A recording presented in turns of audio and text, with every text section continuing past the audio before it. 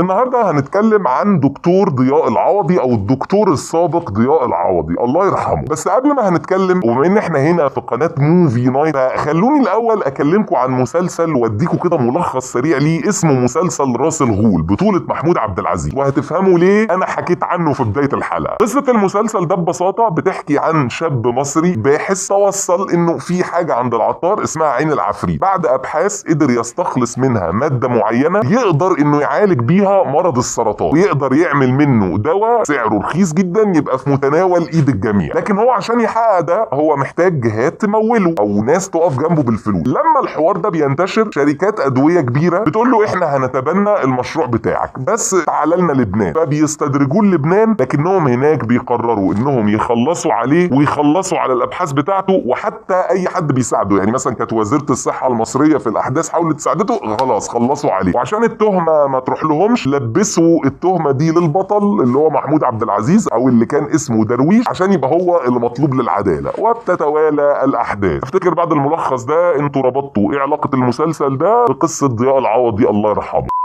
من ساعة ما انتشرت اخبار وفاة ضياء العوضي او دكتور ضياء العوضي الله يرحمه، في ناس كتيرة جدا مش عارفين اصلا هو مين. يعني احنا في ناس عارفة هو مين وبالتالي بيتكلموا في لغز الوفاة وتمت ازاي، بس اصلا في ناس بجد بدأت تعمل سيرش عليه مش عارفين هو الراجل ده مين او كان عامل جدل ليه. احنا شفناه في مقاطع بس هو ايه يعني المشكلة اللي كان عامل. فده اللي احنا هنحاول نعرفه لكم النهارده. هو طبيب مصري عادي جدا، والراجل كان شغال في الطب، وكان كمان وصل انه بقى دكتور مساعد او استاذ مساعد بكلية الطب في الجامعة، ولكن لاسباب معينة تم فصل. بعدها بدأ يتخصص في حتة الأغذية أو بقى دكتور تغذية. بدأ بقى يطلع ستايل أو نظام طبي جديد هو فيه اختلاف كبير جدا عن النظام الطبي المتعارف عليه أو اللي بقالنا سنين كتيرة جدا ماشيين عليه. يمكن هو عنده كام نقطة كده أساسية دول اللي كان فيهم جدال، خلونا نشرح. أول نقطة إن هو عمل نظام غذائي اسمه الطيبات. في النظام ده هو اتكلم عن حاجات كتيرة جدا احنا بناكلها ما ينفعش ان ناكلها، وحاجات كتيرة جدا كنا فاكرينها مضرة لا طلعت مش مضرة. يعني مثلا هو قال لك ان الفراخ البيضة دي مضره جدا والمفروض انها ما تتاكلش خالص لانها بتجيب امراض كتير. نفس القصه على البيض، قال لك ان البيض هو سبب الامراض او يعني الالتهابات بتاعه الجيوب الانفيه، فبلاش بيض. بالنسبه بقى للخضار والفاكهه اغلبهم ما ينفعوش انهم يتاكلوا، دول مش غذاء للبني ادمين اصلا. قال لك برضو عايزين ننسف فكره ان الناس تفطر فول، ده مضر جدا، بس بدل بقى ما تفطر فول افطر نوتيلا، اللي هي الناس بتتكلم ان النوتيلا او الشوكولاتات دي فيها سكريات كتير دي مضره. هو قال لك لا عادي تتاكل. وفي موضوع السكر ده بقى هو قال لك ان السكر الابيض اصلا مش مضر، ده انت مسموح لك في اليوم انك تاكل لحد ربع كيلو عادي، ده مش هيضرك ولا هيأذيك ولا يجيب لك اي امراض. وبرده من الحاجات اللي كانت عامله جدل انه احنا عارفين الميه افيد من اي عصاير او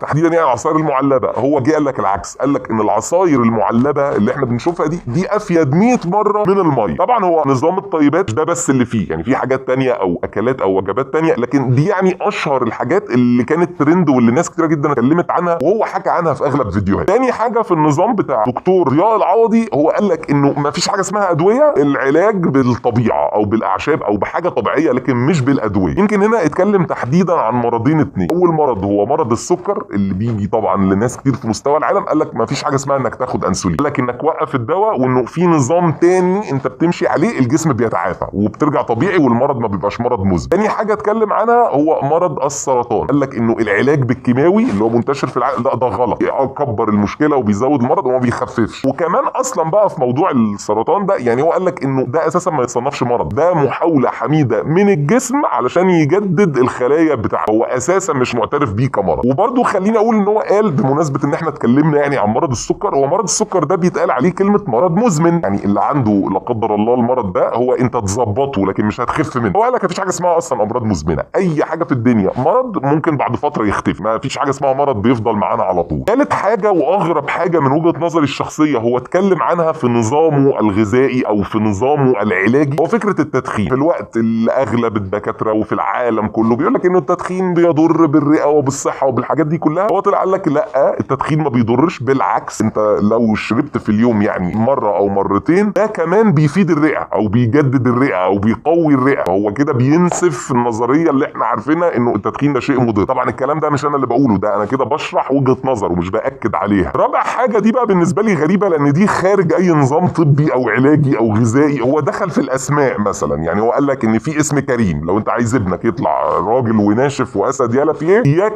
اياك تسميه كريم. دي انا ما قدرتش افهم سببها ايه، بس هي اتقالت. طبعا تاني باكد، انا هنا بقول وجهه نظر، مش بقول ان دي وجهه نظر الصح. طيب هيطلع حد يقول لك انت بدات بقصه مسلسل راس الغول، هل انت كده عايز تقول ان شركات الادويه هي اللي عملت فيه كده علشان هو وجهه نظره صح او نظامه ده صح وهو ده النظام اللي لازم كلنا نمشي عليه، وده هيخسر شركات الادويه لان خلاص ما فيش ادويه؟ اكيد لا، دي حاجه انا مش عايز اقولها. وليه بقول كده؟ لانه اذا كان في ناس وهو شخصيا كان بيعرض حاجات ان ناس خفت من امراض يعني معينه لما مشيوا على الوصفات بتاعته، ففي ناس تانية كتير برضو تضرروا، وفي منهم اللي للاسف وصل للوفاه لما مشيوا على الخطه بتاعته او الاسلوب العلاجي بتاعه. فبس انا حابب اكد ان احنا بنعرض وجهه نظره، لكن مش بقول ان ده الصح، او مش عايز اقول ان شركات الادويه عملت كده، لان دي اكيد هيبقى معناها ان هو كلامه صح فكلنا نمشي على كلامه داعمين. لكن لما تيجي تبص بقى لخبر الوفاه، هو رغم ان انا مش قادر احدد هو كلامه صح ولا غلط، طب شركات الادويه مش شركات الادويه، لكن في برضو كام نقطه تثير الجدل تاكد لي ان الموضوع فيه شبهه ما، حتى لو انا مش رايح لسكه شركه الادويه، بس في شبهه مش طبيعيه في الموضوع ده. اول حاجه انه الاخبار اللي اتاكدت او اللي المحامي بتاعه قال لك ان هو كان مسافر الامارات علشان سياحه. انا عندي هنا سؤال مهم جدا، هو هل طبيعي وسط الظروف اللي احنا فيها دي في حد يوم ما يروح يعمل سياحه هيعمل سياحه في الامارات؟ يعني ما هي المنطقه دي فيها نوش،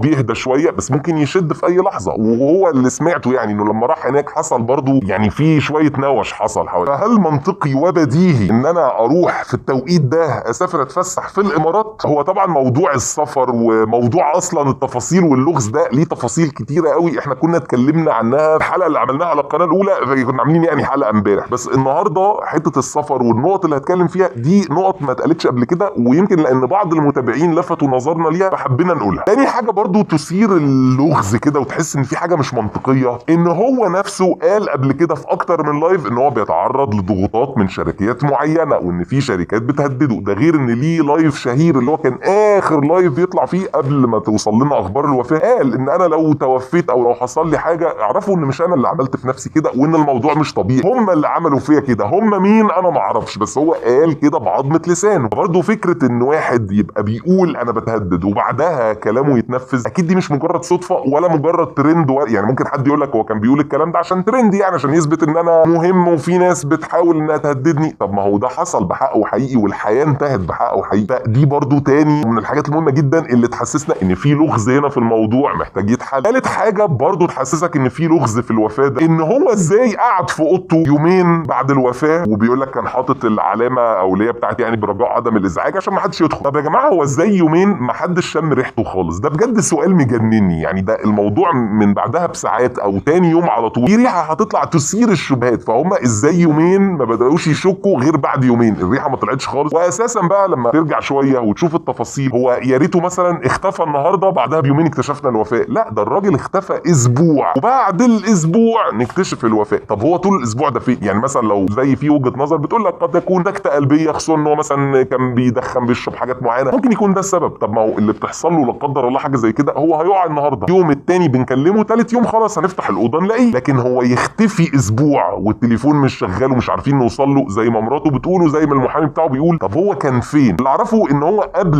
ما يروح الفندق ده هو كان قاعد عند واحد صاحبه. طب مين بقى صاحبه ده وقاعد عنده ليه وايه اللي حصل وهو قاعد عنده؟ دي كلها نقط محتاجه اجابات تتعمل اكيد بالتحقيقات، اتمنى انها تطلع للنور. طبعا انا باكد للمره المليون، مش معنى كلامي النهارده ان انا بقول الراجل ده كلامه كله صح، يعني شركات ادويه عملت فيه كده، علشان يا جماعه دي حاجه طبيه ومسؤوليه طبيه، يعني بلاش حد يروج لاي حاجه في الطب تحديدا لان دي فيها اعمار ناس. فانا ما اقدرش اتحمل اقول ان كلامه ده صح، ولا اقدر برضه اقول كلامه غلط، انا مش دارس طب. بس هنا بقى هو ده هيكون سؤال الحلقه، انت تفتكر الوفاه بتاعه دكتور ضياء العوضي ايه تفسيرها؟ هل هي ممكن تطلع في الاخر وفاه طبيعيه، ولا فعلا النظريه اللي بتقول لك انه في شركات معينه استهدفته، ولا ممكن اصلا تبقى حاجه ثالثه؟ يعني ممكن يكون حد قرر انه يتخلص منه مثلا طمعا في فلوسه. يعني انت وجهه نظرك ايه او احساسك ايه في الموضوع ده؟ الاكيد اللي انا باكد عليه للمره الديشليون ان ما اقدرش انا ااكد لاني مش دارس طب، ولا في حد مش دارس طب يقدر ياكد ان كلامه كله صح. ليه؟ لان انت لما بتاكد كده او لما بتنشر كده انت ممكن تضر ناس، ولا اقدر برضو ااكد ان كلامه غلط. ليه؟ لانه قد يكون قال معلومات صح لما انا اقول انها غلط غيري يسمع الكلام ده يبعد عنها وتطلع هي حاجه صح. يعني الحته الطبيه دي ما حدش يقدر ياكد كده غير الناس اللي دارسه. لكن الاكيد برضو اللي انا بشكل شخصي متاكد منه ان شركات الادويه على مستوى العالم ليها مصالح طبعا، واكيد ليها فلوس بتطلع منها، واكيد عندها شويه حاجات. طالما دخلنا في الفلوس فبنبعد شويه عن الاخلاقيات او روح مهنه الطب اللي هي هدفها انا اشفيك حتى لو انا مش هكسب فلوس. لا، اكيد شركات الادويه هدفها انها ربح وفلوس ونكسب، دي تجاره وصناعه كبيره جدا. فانا ده مؤمن بيه برضو مليون في الميه، يعني مش مصدق ان هم ملايكه وما بيغلطوش خالص. الدليل على الكلام ده يعني خش بقى اعمل سيرش عن كميه الدكاتره اللي اتكلموا كلام، وعلى فكره كانوا جنسيات اجنبيه يعني مش مصريين، والغريب ان كلامهم كان بيتكلم برضو عن العلاج البديل او عن الطب البديل. يمكن مش كلامهم شبه قوي ضياء العوضي الله يرحمه، لكن في كلام مشابه، يعني انك تبعد عن الادويه، ان في حاجات علاجها من الطبيعه. كانوا بيتكلموا عن كده، وكانت بتبقى نتيجتهم حاجه من الاثنين: يا بيختفوا وتلاقي سبحان الله ابحاثهم برضو اختفت، يا اما تلاقيهم هم شخصيا عايشين وكل حاجه بس تم التشهير بيهم، مثلا اللي لبس قضيه واللي طلعت عليه فضيحه يعني. فبرضو ده يخليني مش حاسس ان شركات الادويه دي سالكه 100%. ولكن عموما انتوا اكتبوا لنا ارائكم او شايفين الموضوع ده ازاي في التعليق. خلاص استاذنكم بقى اللايك والشير والكومنت والسبسكرايب، تفعل الجرس لو انت اول مره تشوفنا. لو انت من العتاوله اللي عارفيننا من قبل كده، هترجع في القناه هتلاقي سلسلتين: سلسله ملخصات لافلام مسلسلات عربي اجنبي قديم جديد، وسلسله تقييمات لافلام مسلسلات عربي اجنبي قديم جديد او تريلرز لحاجات لسه هتنزل، وفي سلسله هبديه هزليه في حب الفنانه الفلانيه، غير سلسله 10 افلام مسلسلات مسرحيات. يعني معاك وقت جهد باقه، لف كده خد لك لفه وقول لي اللي عاجبك. وفي حلقه النهارده لو عجبتك ابعت تنشر كلم درمغ، ما عجبتكش قول لي مش عاجبك، تروح فكره اي حاجه اكتبها لنا في التعليقات. وفي حلقه النهارده انا عارف ان مسلسل راس الغول احنا لخصناه سريعا، لكن هو فعلا المسلسل ده كان حلو، كان مسلسل متهيألي يعني ده كان اخر مسلسل لمحمود عبد العزيز، وكان من المسلسلات الحلوه، فمش عايز احرق كل احداثه، بس ممكن يعني يومين ثلاثه كده لو انتوا عايزين نعمل ملخص كامل ليه. بس هو كان 30 حلقه يعني هو كان حاجه طويله جدا. وكالعاده بنختم بالكلمه بتاعتنا، كلمه ايه؟ غيره.